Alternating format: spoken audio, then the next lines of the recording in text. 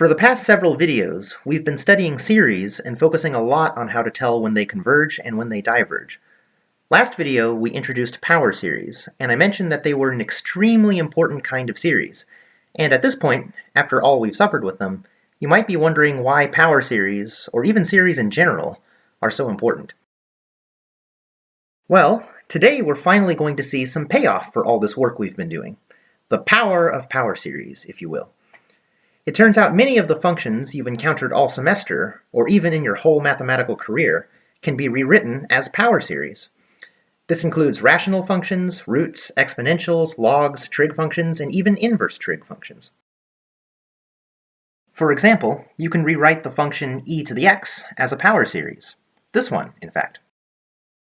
You can think of this as the result of trying to approximate the e to the x function with polynomials. You start with just a linear function. This works fine, but you can improve the approximation if you use a quadratic instead. But why stop there? If a quadratic approximation is better than a linear, then a cubic will be better still, and a degree 4 polynomial better than that. You can see where this is going. What if we never stop? Then, similar to how integrals were defined, the approximation keeps getting better and better, and in the limit, our polynomial becomes a power series. And that power series doesn't just approximate the original function, but actually equals it. Take a moment to appreciate this. This is absolutely crazy, and if your mind isn't blown yet, it needs to be. Maybe I can make it a little clearer if we plug in a value for x. Say x equals 1.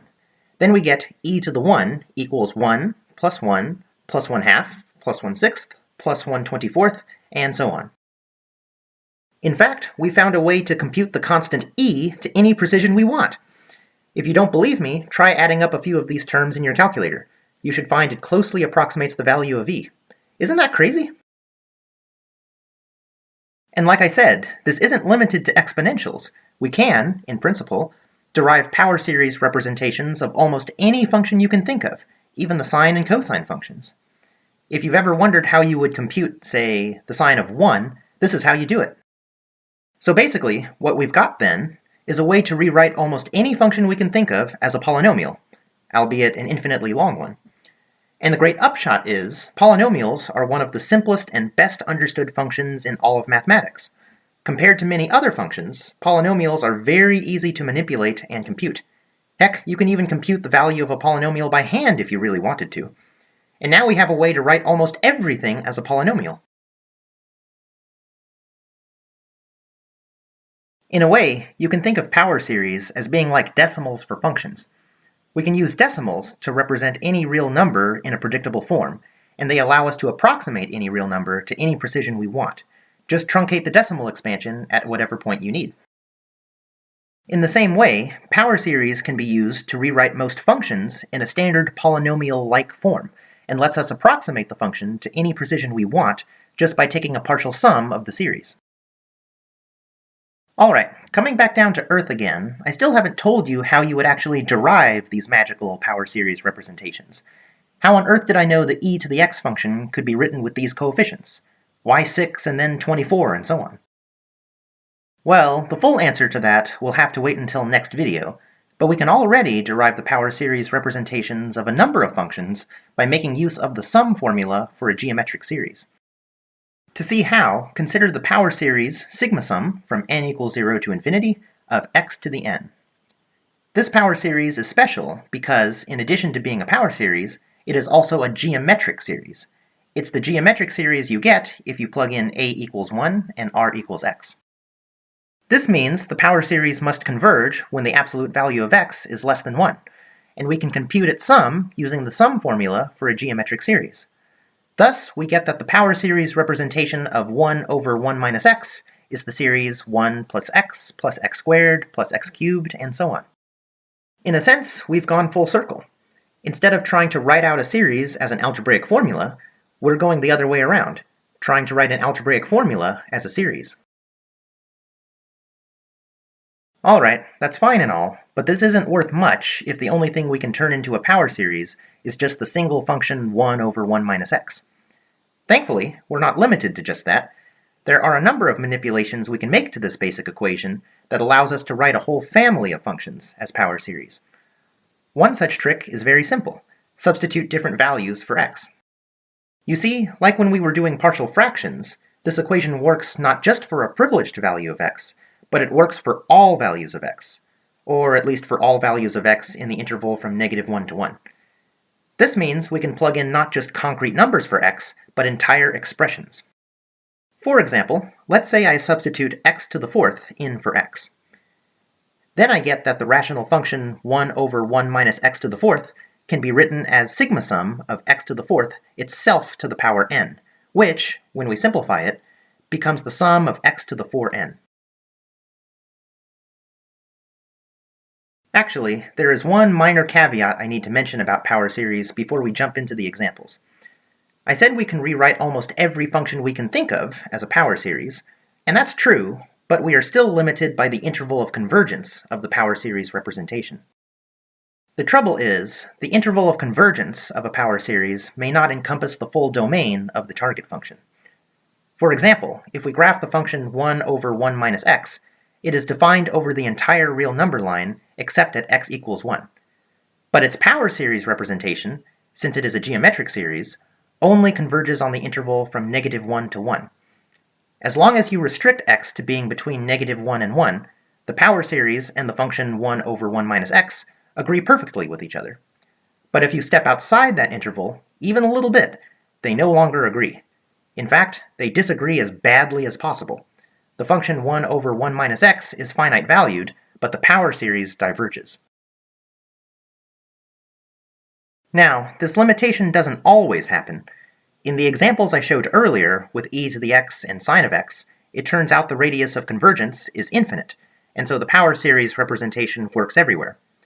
But as a general rule, remember that while a power series can be used to represent a function, it is a local representation, and is only guaranteed to be valid nearby the center point of the power series.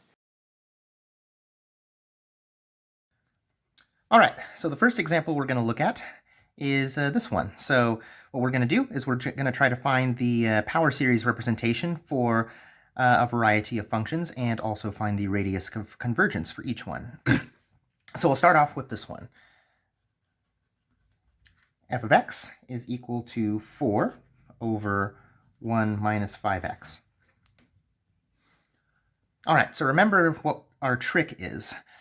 In order to get a power series representation for these functions, we want to somehow relate what we've got to the sum formula for a geometric series, or the most basic sum formula for a geometric series, which says that 1 over 1 minus x is equal to the sigma sum from n equals 0 to infinity of x to the n, the sum of all the powers of x.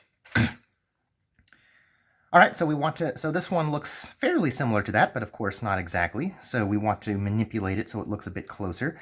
So I think the first thing I'll do is let's turn this 4 into a 1 by, in a sense, factoring it out. So I'm going to pull the 4 out of the fraction. So we have 4 times the fraction 1 over 1 minus 5x. And now this, I can more or less do directly use this, because this is the result of, or rather, this fraction is the result of plugging in 5x in for x over here. So in that case, this fraction can directly be turned into the following series. Sigma sum from n equals 0 to infinity, where in place of x, I put 5x. 5x to the power n. All right, so that's most of the work done. The only thing left is to maybe clean it up a little bit. Strictly speaking, this is not a power series representation yet, because this, in order to have that, we need to have just x raised to powers, and we need to have coefficients in front of it. So it needs to have the form c sub n times x to the n. But it's not too hard to see how to make it look like that. Let me go ahead and distribute the exponent to the two factors. So I have 5 to the n times x to the n. And if I want to be really picky, I guess I should also go and pull the 4 back into the sigma sum. And we get 4 times 5 to the n times x to the n. And there is our power series representation. All right, now for the radius of convergence, we could go and use the ratio test to do it.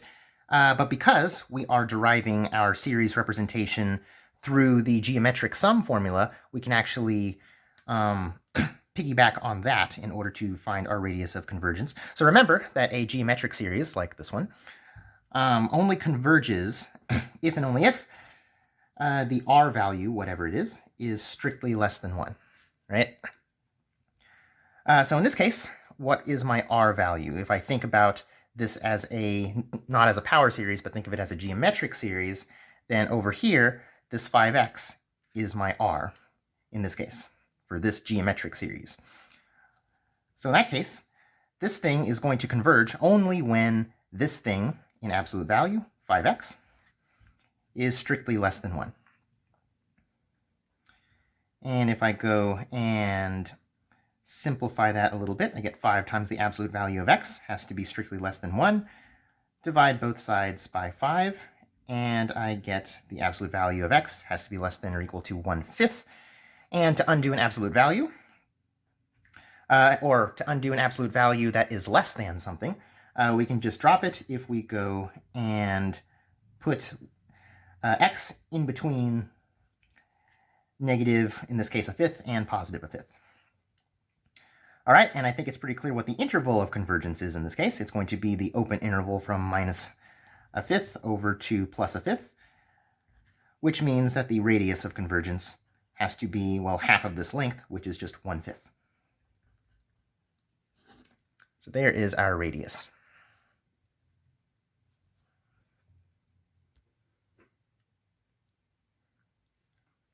All right, so that's one example down. So let's go and look at another one. So how about this function? F of x is equal to, in this case, x over 7 minus x. All right, so remember, the goal is we want to somehow make use of this formula. 1 over 1 minus x is the sigma sum n to infinity x to the n. We somehow want to make use of this formula. So what are the issues we have in this case? Well, I guess we have two issues. The first is, well, we have an x in place of a 1, and the other is we have a 7 instead of a 1 in the denominator, rather. So what's to be done? Well, as for the x in the numerator, I think we can take care of that. Similar to the last example, I can just pull it out of the fraction and just have that left over. But what's to be done about the 7 then? How can I turn the 7 into a 1? Well, one trick I can do, right, is how do you turn a 7 into a 1? Well, one way to do it is you can divide by 7. If I just could somehow magically divide the 7 by 7, then it would become a 1, and at least that problem would be over. So the question is there any way for me to do that? I think yes. I can divide the entire denominator by 7 as long as I also divide the numerator by the same thing, because that's essentially multiplying the fraction by 1. So in that case, let me divide both top and bottom by 7. So on top I have a 1/7, and on bottom I'm going to have 7 over 7, which is 1, and x over 7. All right, and so like before, so now I have a 1/7 on top, but I can also get rid of that using the same trick I just used. So pull that out of the fraction, and now I have an x over 7 on the outside, and on the inside I have 1 over 1 minus x over 7. And this, I think, finally resembles this enough that we can actually use the formula. All right, so we can turn this into a series where in place of an x, we have x over 7 in this case. All right, so this x over 7 is just going to hang out on the side. It's not doing anything. It's just multiplying whatever the series is. So we have then sigma sum of x over 7, the whole quantity to the power n. All right, so we have that. So I want to make it look a bit more like a power series.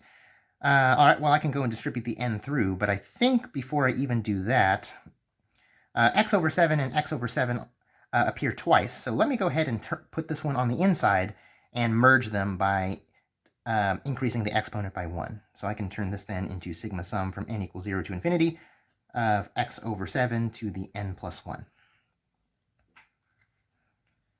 All right, so now I'll go ahead and distribute that exponent through. So we have x to the n plus 1 and on top, and 7 to the n plus 1 on bottom.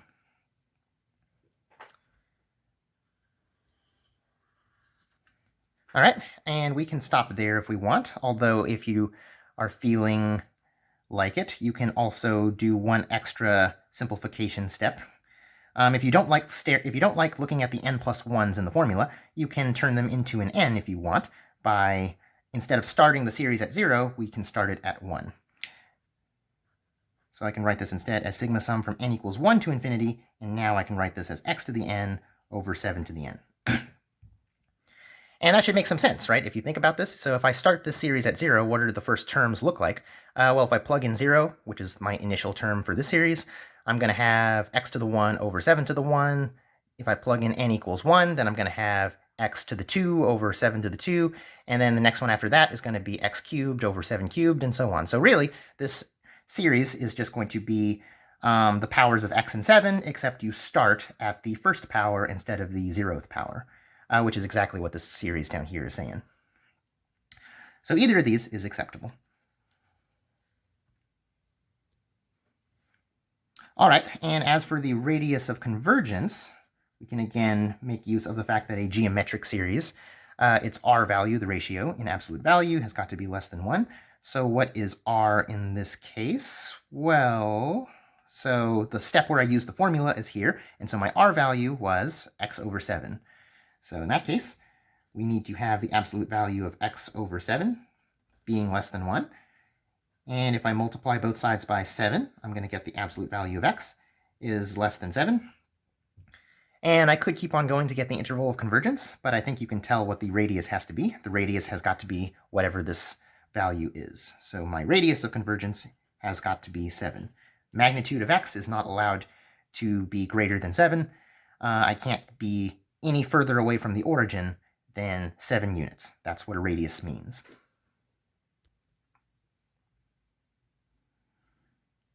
Okay, so far so good.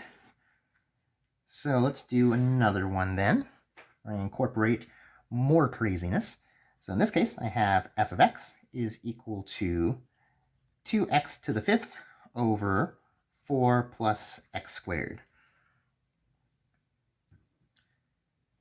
All right, so this is a bit similar to the one we had before. We have something on top and other than 1, and on bottom we have a 4 in place of a 1. But I think we know how to handle that, so I'm going to go ahead and take care of the 4 right now. That's kind of the trickier piece. So I'll take care of that by dividing both top and bottom of this fraction by 4. So if I do that, I'm going to have 2x to the 5th over 4 divided by, distribute the over 4, I have 1 plus x squared over 4. All right, so from this point, we could do what we did before and take this thing out of the numerator and use the formula for the sigma sum of x to the n. But actually, if you don't prefer that method, there's another slight variant you can do, which some of you might prefer. So you can actually make use of the more general geometric series sum formula if you want. So what was that all about? So the more general formula was if you have sigma sum n equals 0 to infinity of a, some coefficient, constant, times r to the n. This thing is equal to a divided by 1 minus r. And I think based on this, we have that situation arising already.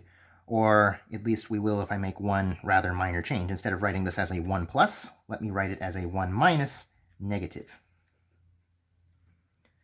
And so with that in hand, I think you can see that how this thing corresponds to the right-hand side of this equation. This is going to be my r, and the entire numerator is my a. And this gives me instructions for how to turn it into a series.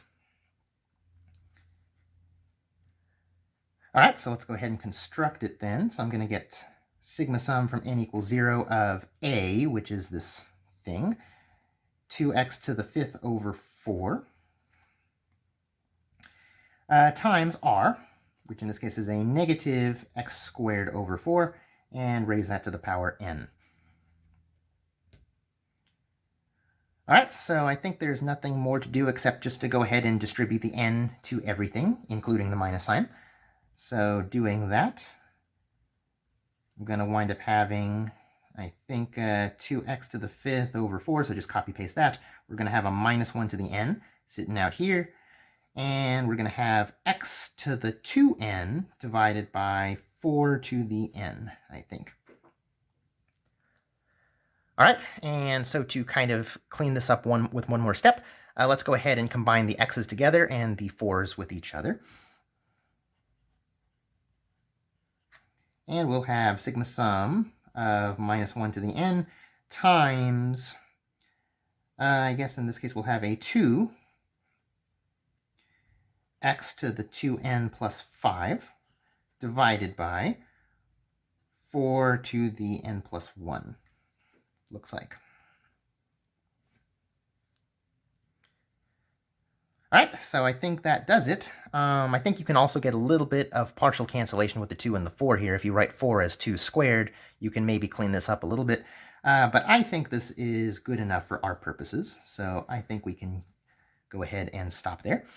So very good. There is our series representation for this function. So now the question is, well, where is this series representation good? Where can we use it? What's the radius of convergence for this? All right, well, again, we can derive that based on the geometric series sum formula. So remember, this thing only works if the absolute value of r is less than 1. So my r in this case is negative x squared over 4. And I need that thing to be less than 1. All right, so this thing is in absolute value, so I don't need to look at the negative sign, I don't think. And 4 is always positive, so I don't need to worry about that either. And actually, x squared is also always positive. So in fact, I don't need any absolute values at all. I can actually just stop right here. So we have x squared over 4 less than 1. So go ahead and solve that thing out, and I'm going to have x squared is less than 4. And then if I take plus or minus the square root, in the context of an inequality, that is going to do something similar to the absolute value trick. So that's going to leave me with a negative 2, the negative square root, less than x, less than positive 2, the positive square root. And this tells us pretty clearly that our radius of convergence has got to be 2.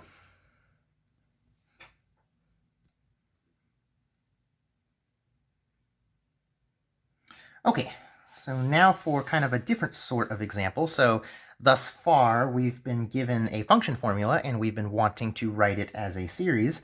So now we're going to go in the opposite direction for a change. Let's go and start with a series and write a formula for it. So the task is to find the sum and radius of convergence of this series, sigma sum n equals 0 to infinity of 2 to the n times x to the 3n divided by 4 times negative 5 to the n. All right, well, again, the key trick we have to go between series and formulas, or in other words, to find the sum of a series, is the geometric sum formula. So the main tool in our box at the moment is we know sigma sum a times r to the n is equal to, whoops, it's not equal to 1. It's equal to a over 1 minus r if the absolute value of r is less than 1. All right, so we need to see, so this is the main tool in our box. We need to see if we can find some way to make the series we're given resemble, well, in this case, the left-hand side, so we can write out a formula. So we need to write this somehow so that we have just some constant times another constant, all to the power n. So in this case, we have kind of n's lying all over the place. So what we really need to do here is find a way to condense them all together. So in this case, the only thing that doesn't have an n is this 4 right here. So I think that should form part of our a. So I'm going to go and separate it out then. write this series as 1 over 4 times, well, everything else.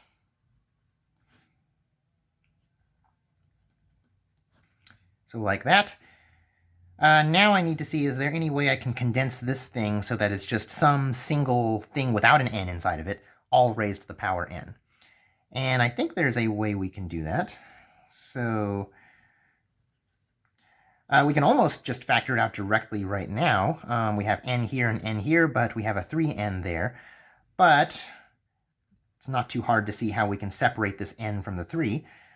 We can use one of the exponent rules to write x cubed, or I'm sorry, x to the 3n as x cubed to the power n.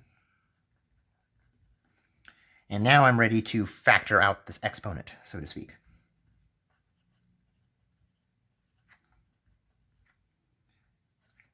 All right, so factor that out. I'm going to be left with 2x cubed over negative 5, it looks like, and all of that to the power n. And now I think we're matching up with the left-hand side of this formula. That's going to be our the 1/4 is going to be our a, and this thing is going to be our r.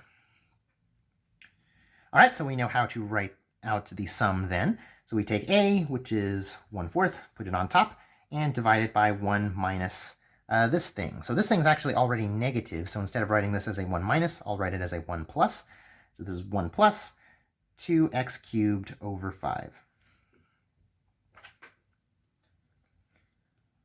All right, I think we can actually stop there, but if you don't like the nested fractions, we can actually clean this up a little bit. I can put the 4 downstairs, if you like, and have a 1 over 4 plus 8x cubed over 5. So I can multiply the denominator by 4 and get rid of the 1/4 from the numerator. And if I want to get rid of this 5, I can multiply top and bottom by 5. Although, again, I think this is optional.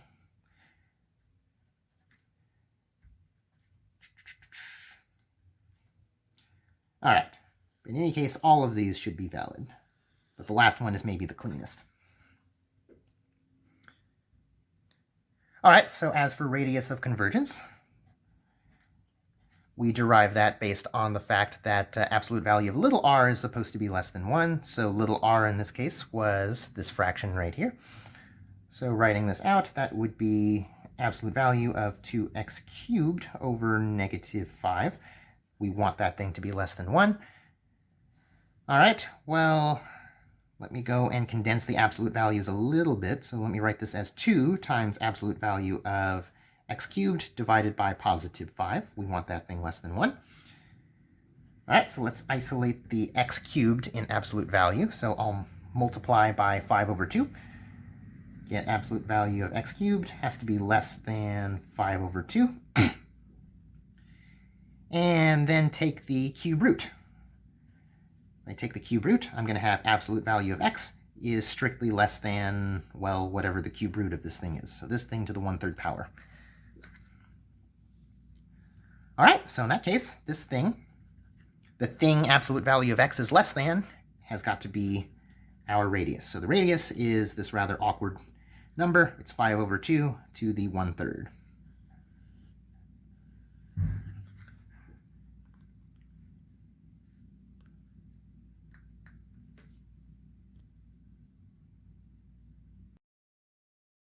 One of the great advantages of rewriting functions as power series is it makes taking derivatives and integrals way easier.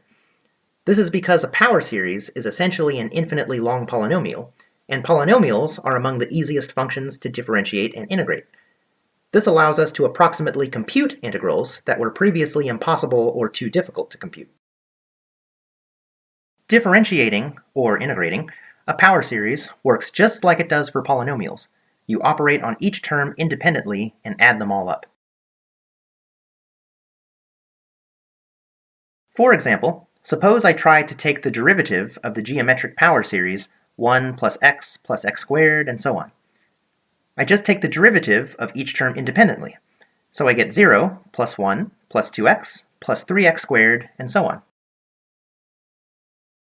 The same thing works with integrating it.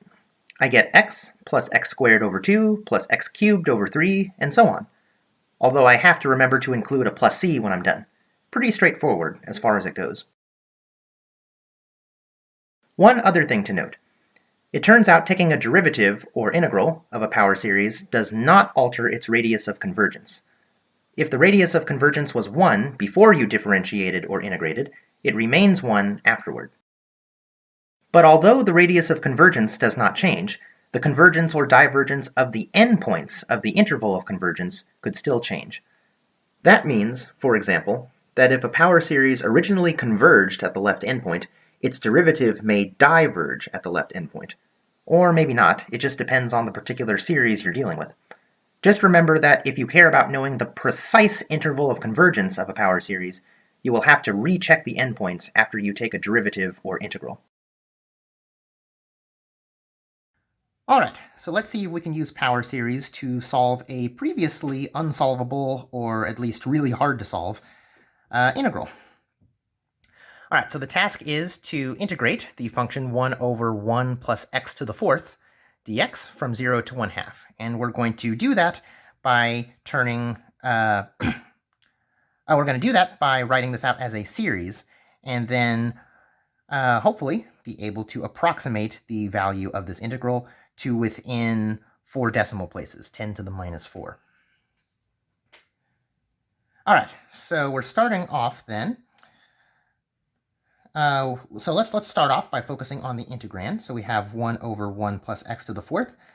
So this is something that's hard to integrate, but if we can turn it into a power series, that would be something that would be really easy to integrate, because it would be essentially just integrating a very, very long and infinitely long polynomial.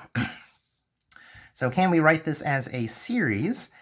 I think the answer is yes. So I think we can do this almost just directly. So if I write this as 1 over 1 minus negative x to the fourth, then this thing lines up very closely with the most basic geometric series, or the most basic power series we have, the sum of all the powers of x to the n.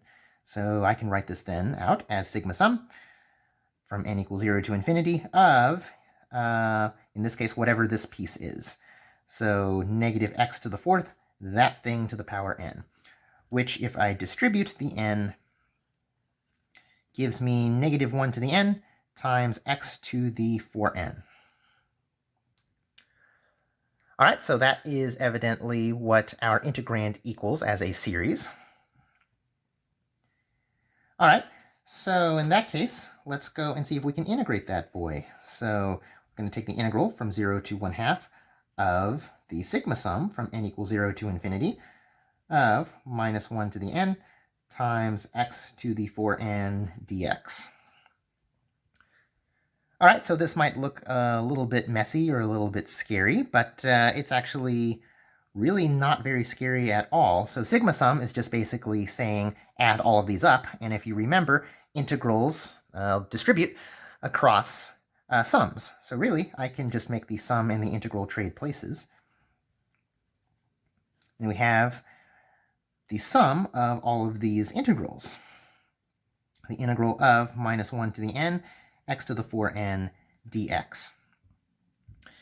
All right, so this looks kind of nasty, but again, it's really not, because remember, what we're integrating here is, or what the variable we're integrating with respect to is x. So the main complicated bit of this integrand is in the form of the n's, but the integral, as far as, or rather, as far as the integral is concerned, the n is just a constant. It might as well just be 3 or 5 or pi or whatever.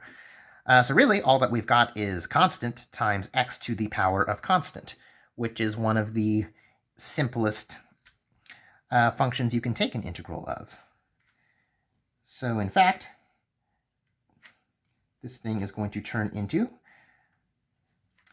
integrate that, so minus 1 to the n is a constant as far as the integral is concerned. And how do we integrate x to the power of something? It is x to that same power, but plus 1, and we divide by whatever that new power is. All right, so we get that. And this is a definite integral, so we're evaluating it from 0 up to 1/2. Okay. All right, well, we know the drill, so plug in top and then plug in bottom and subtract them. So if I plug in the top, I think I'm going to get, let me write this as one single fraction, negative 1 to the n times 1/2 to the 4n plus 1 all over 4n plus 1. And if I plug in 0, well, then I'm just going to have 0 to a power, which is 0, and it's just going to annihilate all the other terms. So actually, I can just stop right here. This is the complete definite integral then. All right, so that's it, although I think I would like to clean this up a little bit. I have a 1/2 in the numerator, but I think it's better written as a 2 in the denominator. So I will instead write this out as sigma sum of -1 to the n all by itself on top over 4n plus 1 times 2 to the power 4n plus 1.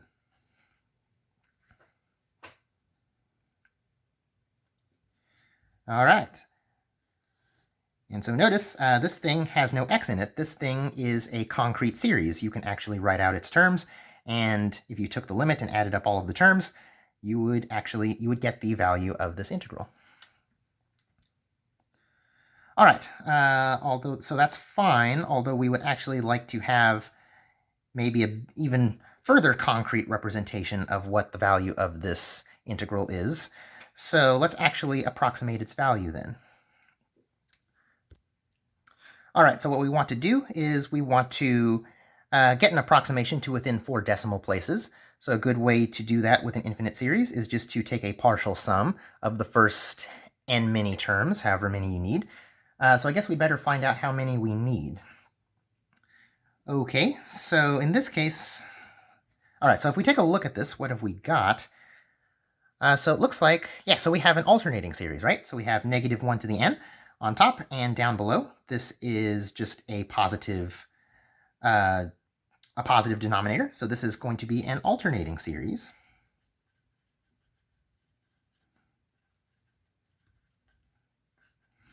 And more than that, is it a particularly good one? I think yes. So the denominator is just going to keep on getting bigger and bigger as n increases, which means the overall fraction in magnitude is going to shrink. And in fact, if I take n to infinity, the exponential is going to beat out the linear. Well, actually, I'm sorry. Let me not say it that way. These two are together going to send the denominator to infinity, which means the terms are going to 0. So we even have the situation which we like. This decreases, or the terms, I should say, the terms decrease to 0. And so why is that good news? So that means that we can apply the alternating series test remainder estimate. So if you remember what that was all about, it says that if you take the nth partial sum as your approximation, then the maximum amount of error you could possibly have, and stopping at the nth term, whatever that is, the remainder, after having added up n many terms, has got to be bounded in magnitude by the first forsaken term, the first term that you did not add up, or the magnitude of the first term that you did not add up. So in our case, that is just going to be the positive version of this formula, where in place of little n, we're going to put a capital N plus 1. All right, so I think that's going to leave us with 1 divided by 4n plus 5 times 2 to the 4n plus 5.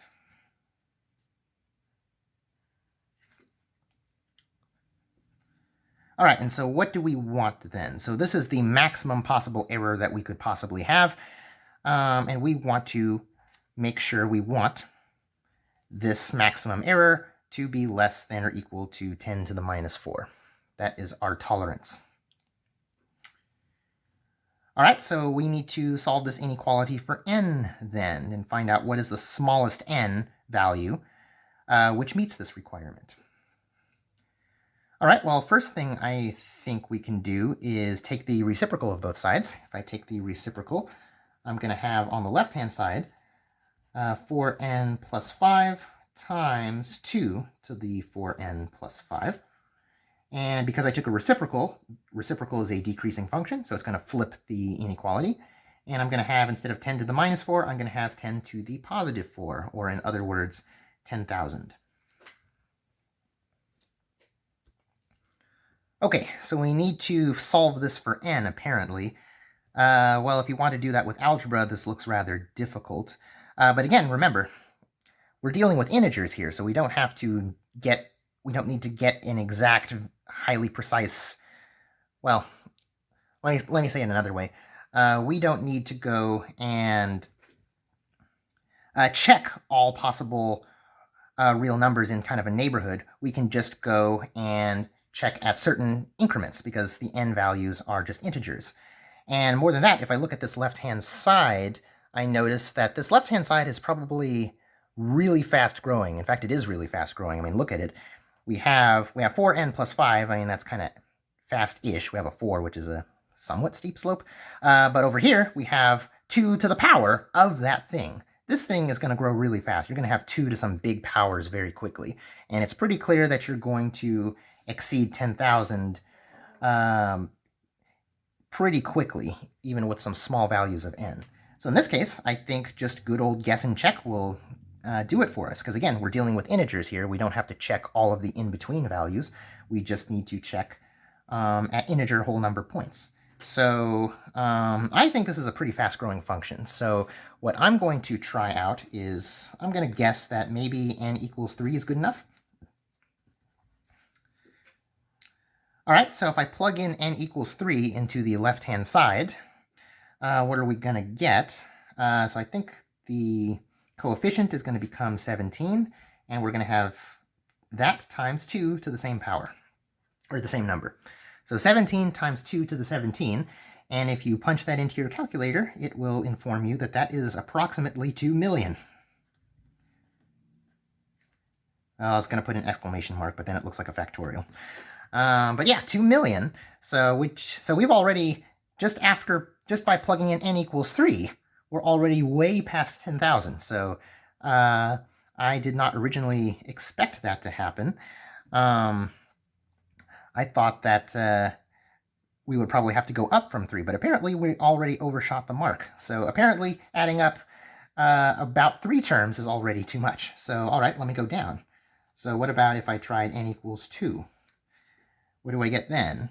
Then I get 13 times 2 to the 13. And if you ask your calculator politely, it will tell you that that is 106,496, which is still above 10,000. All right, so apparently, even going down to n equals 2, we're still exceeded our tolerance, are still within our tolerance by a good margin. All right, so at this point, I think n equals 2 is probably good enough. That's not much effort to go and add up 2, or I guess actually 3 terms in this case. But if you want to be sure that we can't do any better, we can go ahead and try to plug in n equals 1. If you do that, I think you're going to get 9 times 2 to the 9, which is about 4608. So now we're below 10,000 again. So yeah, so n equals 1 is not good enough. So apparently our actual minimum n value is n equals 2.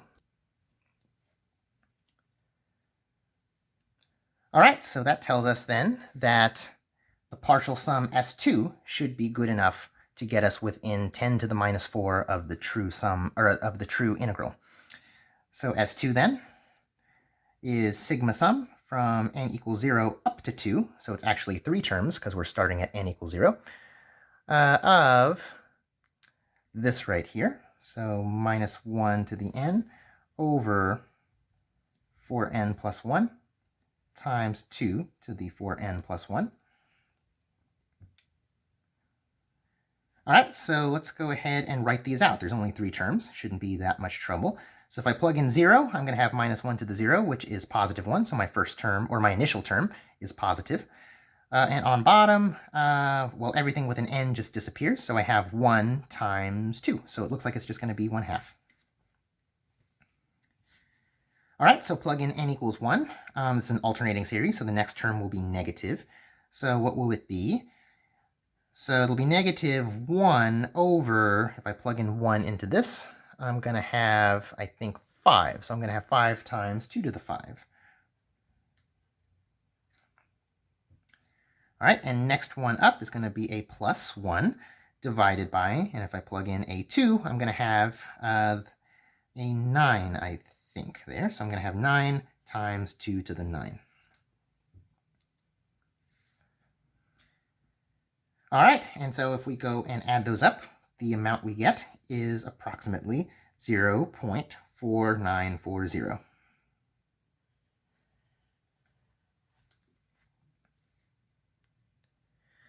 All right, so very good. We found a way to approximate this pretty ugly integral using series, and we got it within 4 decimal places, again, with fairly minimal effort. We just needed to add up 3 terms of a series, and that's it. All right, so we see then how series can be helpful in finding integrals, but it turns out it's kind of a two-way street. So series help us find integrals, but it also turns out that integrals and derivatives can actually help us to find series. So now we're going to look at kind of the other side of the coin with this example. So let's find power series. Or I guess I should say the power series, centered at 0 for the following.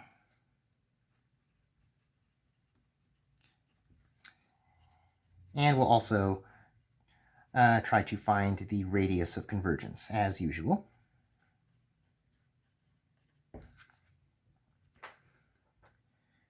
All right, so we're going to start off then with this function right here. So we have f of x is 1 divided by 5 plus x squared. All right, so remember, the trick we have to write things out as a series, or the main tool that we have at the moment, is to make use of the geometric sum formula. So we have sigma sum of a times r to the n can be written as a divided by 1 minus r.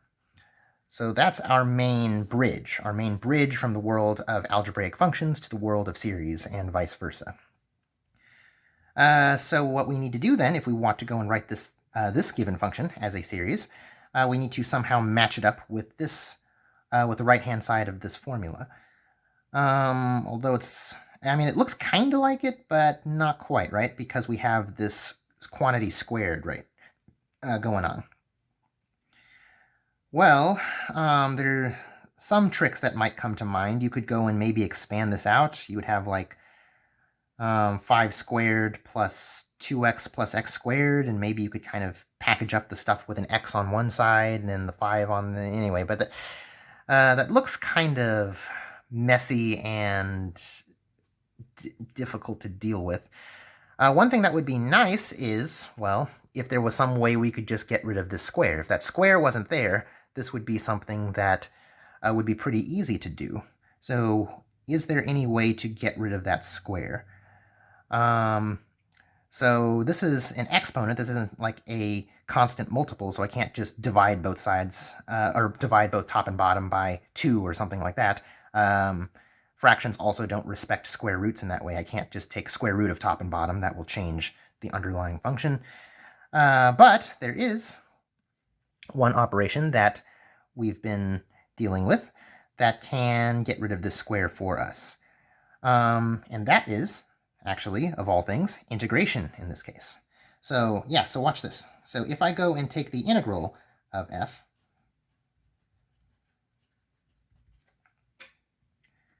what's going to happen? So if I take the integral of f, that's the integral of 5 plus x quantity squared, using either u sub or the shortcut method, you can figure out that this has got to be -1 divided by 5 plus x.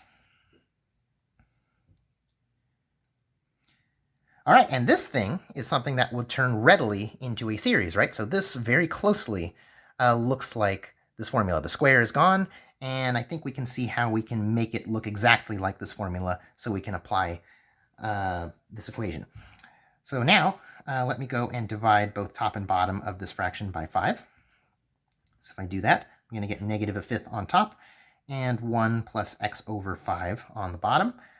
And now I think you can see what we're going to do. That is our a. This is our r. And so now we can write this out as a series. So this is going to be sigma sum, n equals 0 to infinity, of negative a fifth times x over 5 to the power n. And if I clean that up a little bit, this is negative a fifth times x to the n over 5 to the n, which I think turns into negative x to the n divided by 5 to the n plus 1. All right, so very good. We got a series out, although this is not the answer, of course, because this is a series representation of an integral of f of x. But I want the series representation of just plain vanilla f of x, not its integral. But that's okay, because we know how to undo an integral, right? We can just take the derivative. So if I take the derivative of both sides, if you will, so let me copy it down here. If I take the derivative of both sides, I will get that plain old f of x is equal to the derivative of this thing. But since this is basically just an infinitely long polynomial, I can take its derivative quite easily. So the sigma sum is just going to be ignored for the most part by the derivative, because the derivative distributes across addition. And we're going to be left with then, so we're differentiating with respect to x, remember? So the n is just a constant as far as the derivative is concerned. So in that case, all we have is x raised to some number divided by some number. So the derivative rule for that says, well, you pull the exponent down, whatever it is, in this case n, and then the new exponent is 1 less than what you started with. And as for the constant, it just hangs on.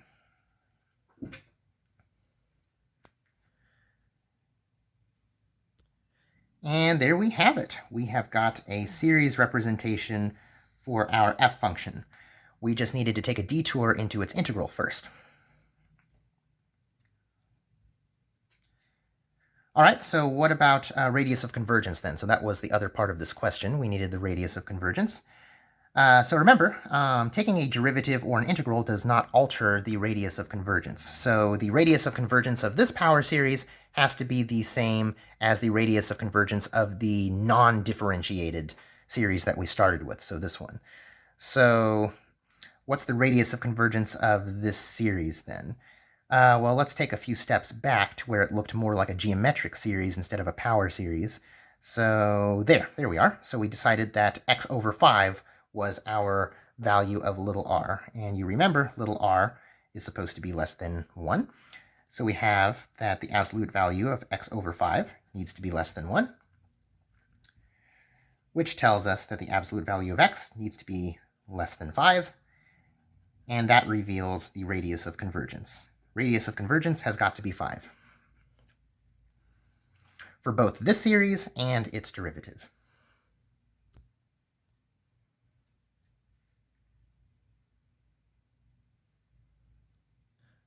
All right, so let's see if we can do another one. All right, so in this case, let's consider f of x is x divided by 3 minus 5x quantity squared. All right, so the main difference between this one and the last one is, well, again, in place of a 1 on top, we have an x, and the coefficients on bottom are a little bit different.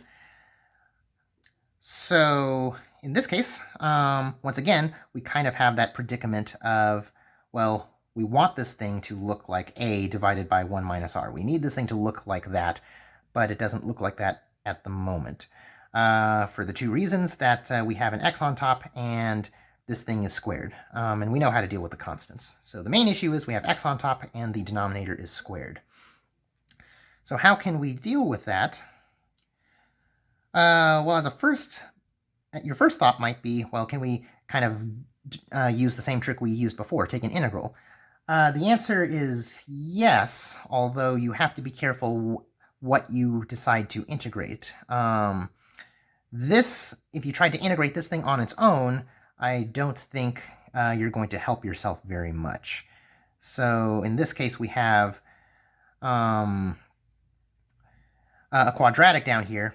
If you were thinking of doing like a u sub or something like that, this is going to expand into 25x squared minus something plus another thing, which, if you take the derivative of the denominator, is not going to be just a pure x. It's going to be something times x plus some change. So it's not going to be a very clean thing to integrate.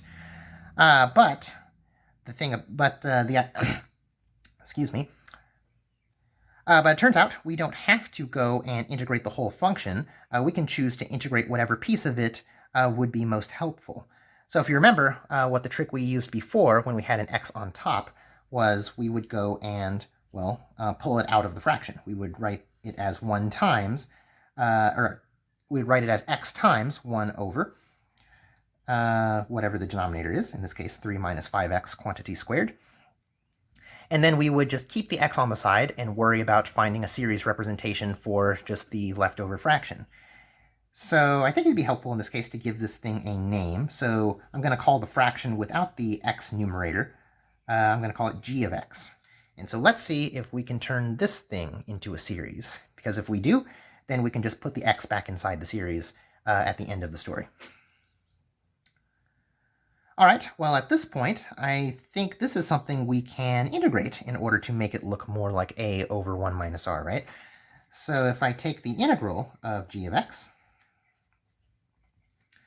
I'll leave it to you to go through all of the details, but in short, what you should get is a positive 1/5 divided by 3 minus 5x.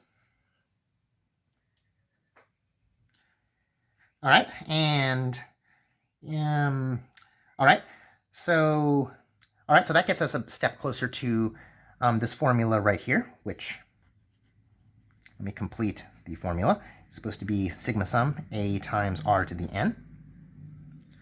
All right, but to make it truly match up with that, I need to have a 1 there instead of a 3. So let me divide both top and bottom of my fraction by 3. And so I'm going to be left with, I think, 1/15 divided by 1 minus 5x over 3.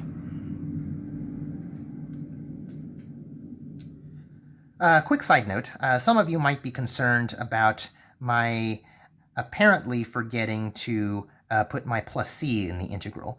That's on purpose in this case, because the whole idea of doing this integral is that eventually we're going to take its derivative again. So in that case, the plus c is just going to go away anyway, so I might as well just not write it down.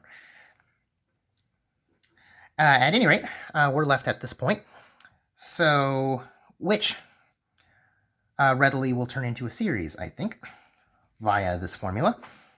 So my a, in this case, is going to be 1/15, and my r is going to be 5x over 3. Okay, so let's write it out.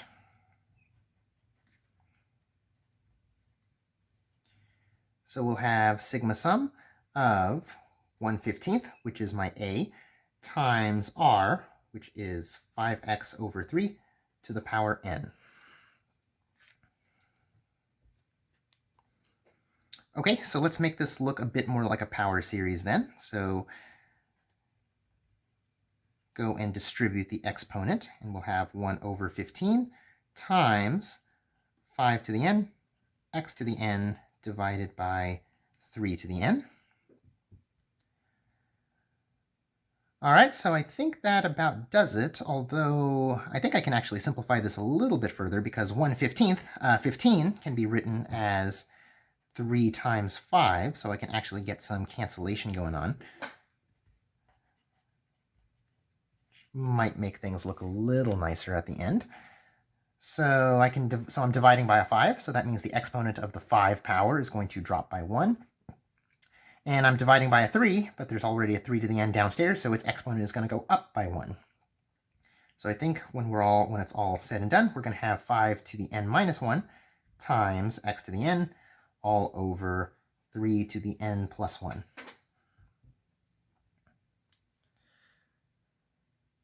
All right, so we have a series representation for an integral of g of x, but we want the series representation of the original g of x, not its integral, in order to put it back over here. So remember, what our task is, we're ultimately trying to get a series representation for f. We broke f apart into x times g, and we want to write g as a series in order to complete the series for f.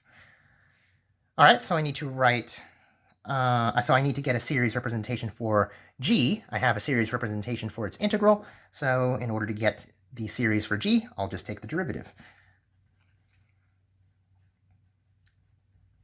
So g of x is going to be,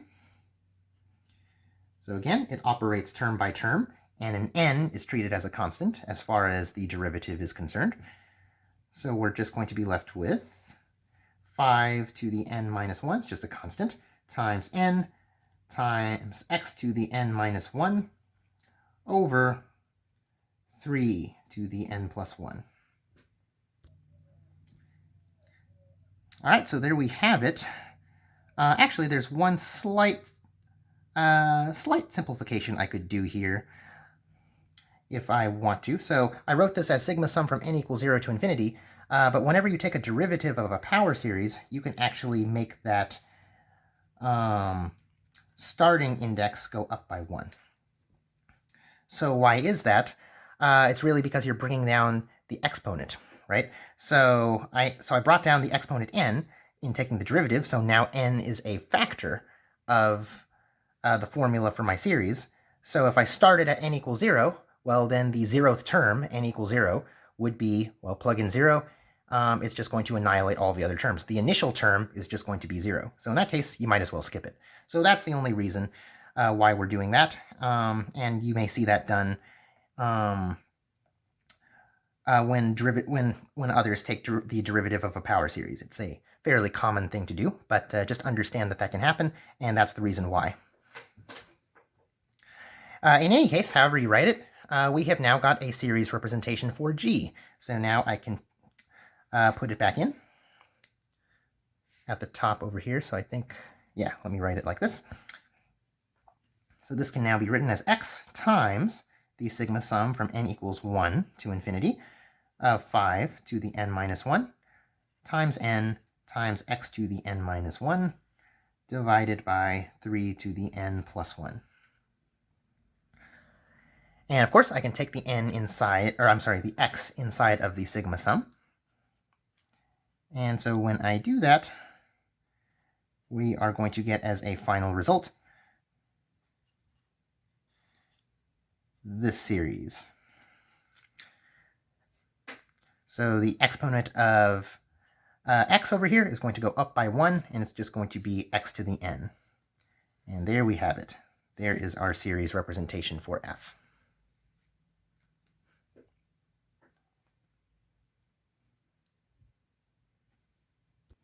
Okay, and as for the radius of convergence, so let's not forget about that. We can derive that based on the value of little r. So in this case, the little r that I used as part of my geometric sum formula is 5x over 3. So if you recall, we need that to be less than 1. So we have absolute value, 5x over 3 needs to be less than 1. So if I go and multiply both sides by 3/5, that should isolate absolute value of x. Get that absolute value of x is less than 3 over 5, which has to be the radius.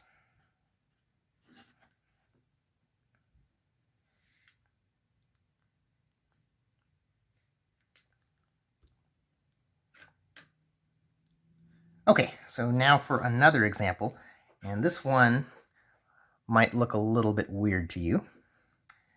So let's try to find the power series representation of ln of 1 plus x. All right, so this might seem to be a bit out of left field, right? Because our tool is to make use of the geometric sum formula, in which case we need to have our function resemble a over 1 minus r, but this looks very far away from that. Like, how on earth are you going to somehow turn this thing into something that looks like a rational function?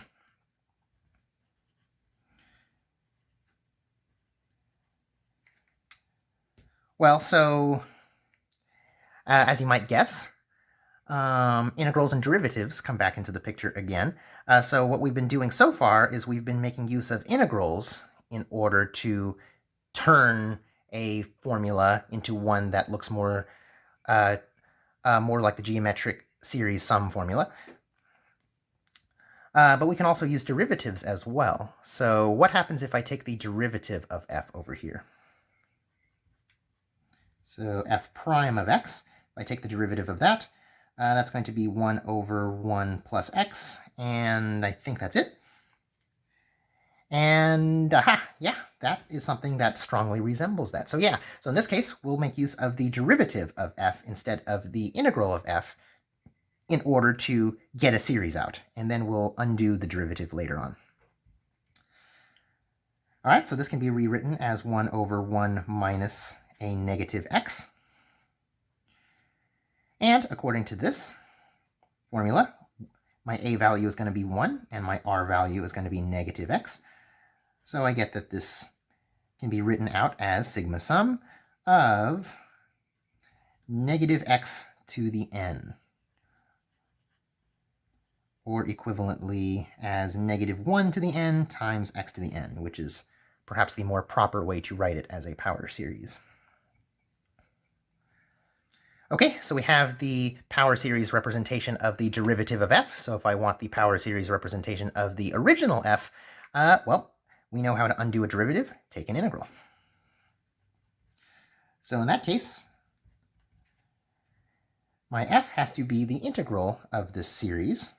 But again, just like with derivatives, the integral of a series, or the integral of a sum, any sum, is just going to be the sum of all of the terms. So the sigma sum on the outside is just going to hang around. And I can just integrate the terms independently. And so just like with the derivative, the n is treated as a constant as far as the integral is concerned. And so in this case, what we just have is, or the thing that we're integrating is just constant times x to a constant. And so just like with a derivative, I think we know how to handle that. So the minus 1 to the n is just going to hang out. It's a constant coefficient. And what happens to this? Well, to integrate x to the n, you increase the exponent by 1 and divide by the new exponent, x to the n plus 1 over n plus 1. But I'm not necessarily done here, actually. So unlike the previous cases, I do need to take the plus c into account here. So the reason I need to is this is supposed to be more or less my final answer. I'm not going to undo this integral later on. I took a derivative and I wanted to undo the derivative to get an integral. So the integral is my final step in the process. It's not an intermediate step that I'm going to undo later. So this plus c is needed. But I can't just leave it like this because plus c is normally supposed to be an arbitrary constant. But what have I written here? I'm saying f is equal to something something plus an arbitrary constant.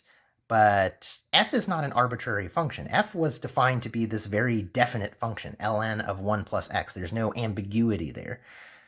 So what that means is I need to actually solve for this integration constant. It's no longer arbitrary. It has some value, and I need to find out what it is before I can say I'm really done. To exclude it is to just assume, with no real basis, that c is 0, but it doesn't have to be 0. The integral c could be anything, and we need to find out what it is in order to make this series equal ln of 1 plus x and not ln of 1 plus x plus 7 or whatever. All right, so we need to find what c is. Fortunately, it's not too hard to do that in the case of a power series. A good trick to do is to plug in a value for x and see what you get. And in the case of a power series, because it's centered at 0, a very good choice is to plug in 0 in for your x. So if I plug in 0, what's going to happen to my power series? Well, if I plug in 0 in for x, then I'm just going to have 0 to the n plus 1, which is 0, divided by something times something. So I'm just going to have sigma sum of 0. And if I add up even an infinite number of zeros, I'm just going to have 0. So ultimately, all I'm going to be left with is just c. So according to the series representation, f of 0 is, well, whatever c is. But according to the original definition of f of 0 is supposed to be ln of 1 plus 0, or in other words, just ln of 1, which turns out to be 0. So evidently, it turns out c was equal to 0 after all, but it's important to check, so that does not always happen. But all right, so in this case, we can actually safely drop the plus c, and we have that our f is going to be sigma sum of negative 1 to the n times x to the n plus 1 over n plus 1.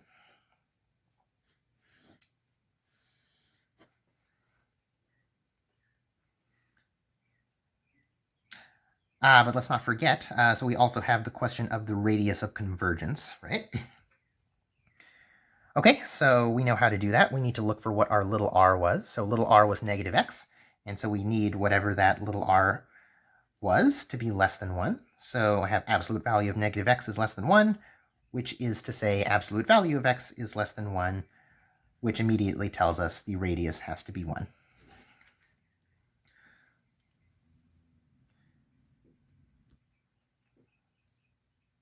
All right, very good. So of course, I am obligated to go and mix it up for the next example. So let's try this one. F of x is equal to x squared times ln of 3 minus x to the 7.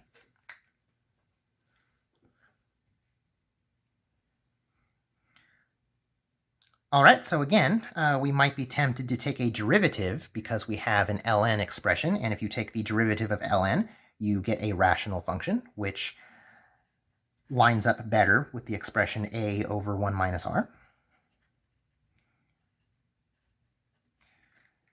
But the issue is we have this x squared on the outside, which means if we were to take a derivative directly, we would have a product rule nightmare, and we wouldn't even get rid of the ln, because if you took the product rule, if you took the derivative and used the product rule, you would have as your first term, or your second, depending on your order, but one of your terms would be 2x times ln of this garbage, and the next one would be the one where you got rid of the ln. So even if you took a derivative, you wouldn't even get rid of the ln, which is the whole point of doing it in the first place. I know we all like taking derivatives just for fun, but in this case, we're not going to get anything out of it. So what's to be done? Well, if you remember before, an example we were doing earlier with integrals, you might remember that we've seen that we saw something similar. I think we've seen this movie before, where we had where we knew what to do if that x squared wasn't there. And so the trick was, don't take the derivative of the whole thing to turn it into a series, just take a derivative of a piece of it. So in this case, let's just take a derivative of the ln piece. So I'm going to give that thing a name, call it g of x. All right, so we'll try to write g of x as a series then. So in that case, g of x is just an ln expression. It's just ln of 3 minus x to the 7. So if I want to make this match up better with a over 1 minus r, I think we know what to do from the previous example. Let's take a derivative. So we'll get g prime of x is equal to, and if my knowledge of the chain rule will not fail me now, I think we're going to get negative 7x to the 6th over 3 minus x to the 7. All right, and so now we're pretty close to this. The only thing I really need to change is I need to change the 3 into a 1. So I will divide both top and bottom of my fraction by 3. Get negative 7x to the 6th over 3 divided by 1 minus x to the 7 over 3. All right, it looks rather messy, but I think we can, nevertheless, identify what the a and the r are. All right, so we can write this out then according to this formula. This is going to be sigma sum of negative 7x to the 6th over 3 times, it looks like, positive x to the 7th over 3 that thing to the nth power. All right, so let's distribute the exponent n through in order to make this look more like a power series. X to the 7n divided by 3 to the n. And now we'll multiply these two fractions and combine them as much as we can. So I think we'll be left with, I think the 7 just has to hang on, so we'll have 7 times x to the power 7n plus 6 divided by 3 to the n plus 1. Okay, so very good. We have a power series representation for g prime. So let's then integrate it in order to get a power series representation for g, which we can plug back in over here to finally get a power series representation for f. All right, so integrate both sides, and I get that g of x is equal to, and I think I'm going to put the c up front in this case. Just so a lot of times when dealing with integrating series, it's nicer to put the c at the beginning, although you don't have to do that. Anyway, so integrating this, we integrate term by term, so I get plus sigma sum of whatever the integral of this thing is, pretending n is a constant, which it is as far as the integral is concerned. So in this case, I think we're just going to wind up getting a negative 7x to the 7n plus 7, so the exponent goes up by 1. And then I need to divide by that new exponent, so 7n plus 7. All right, so there we have it. But again, I need to actually solve for what this c is, because c cannot be arbitrary, because g is not arbitrary. So c needs to be definite, so I need to find out what it is. Okay, so a good way to do that is to plug in the center point of the power series, which is 0 in this case. So plug in 0. Then all of the terms of the power series component become 0, and we're just left with the c term. And according to the original definition of g, g is ln of 3 minus x to the 7. If I plug in x equals 0 into that, I'm just going to be left with ln of 3. So evidently, c is ln of 3 in this case. A bit clunky, but it'll work. All right, so I guess I'll go ahead and write it out. So final, well, not final answer, but final answer for g is it's going to be ln of 3 plus sigma sum of this thing.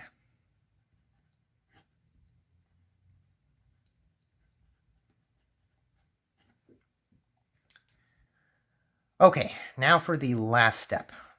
So the whole reason we were interested in writing g as a power series was so we could plug that series back in over here so we could get the series representation for f. All right, so that's easy enough. F of x is just x squared times whatever representation you've got for g. So that's going to be, in this case, if I distribute it through, multiply x squared by this whole thing. I think that will leave me with ln of 3 times x squared, and then plus x squared times this series. And I'm going to go ahead and put it onto the inside of the series. And so if I do that, x squared will absorb into this x to the 7n plus 7, and it will become x to the 7n plus 9. And everything else is still the same.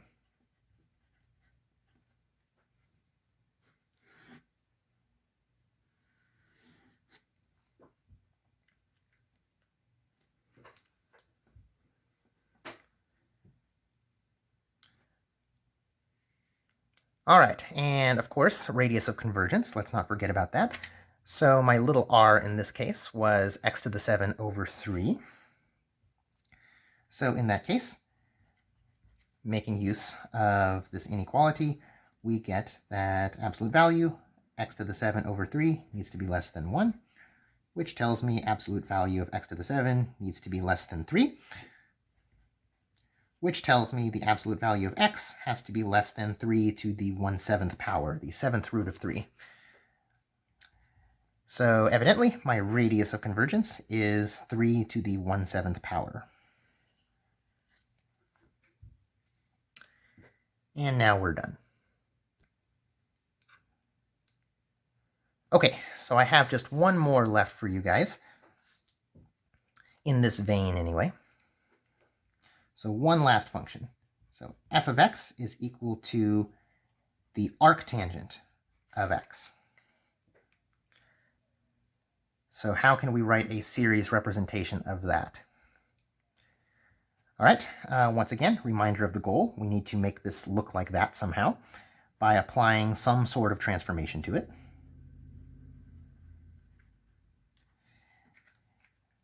Given everything we've done so far, I think you might have a guess as to what we can do. If I take the derivative of arctangent, what am I going to get? So derivative of arctan is 1 over 1 plus x squared.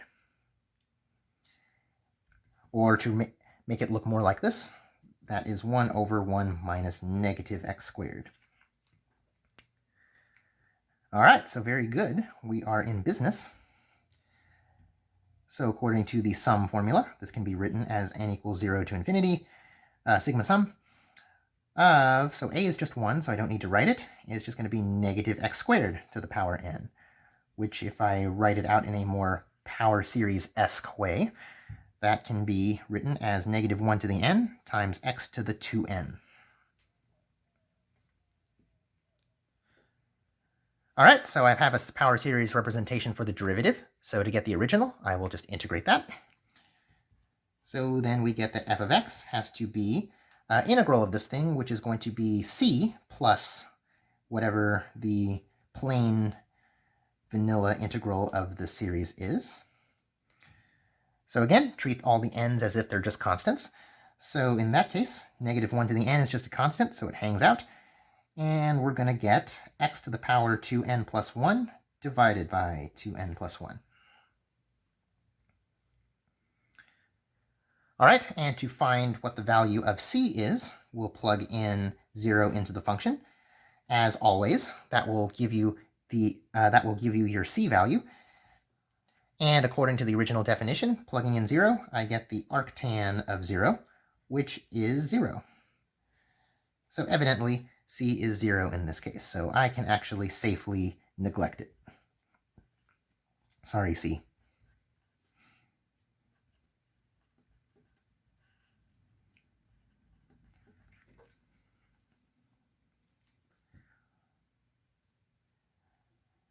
All right, there we have it. And as for radius, in this case, what is r? So I didn't really label them this time, but I think you can tell. The r value, or the little r value rather, is negative x squared. So we need that to be less than 1. So we have, or to write it another way, we have absolute value of x is less than 1, or I'm getting ahead of myself. Absolute value of x squared is less than 1.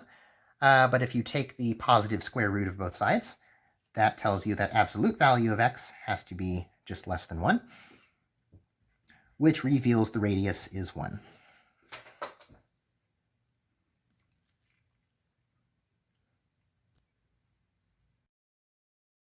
All right, you now have some experience with finding power series representations of functions and how to use them. But I couldn't pass up the opportunity to give you this one extra challenge problem. I began this video showing how you can use power series to derive a series that computes the number e, so I want to end this video by giving you a similar task. See if you can construct a series whose sum is pi. Believe it or not, you actually have all the tools you need to construct such a series. But if you're not sure where to start, here's a hint. Instead of trying to find a series for pi, try to find one that computes pi over 4. If you succeed in finding such a series, how many terms would you need to add up to ensure an accuracy of 0.01? And based on your answer, do you think the series you found is a good way to compute pi?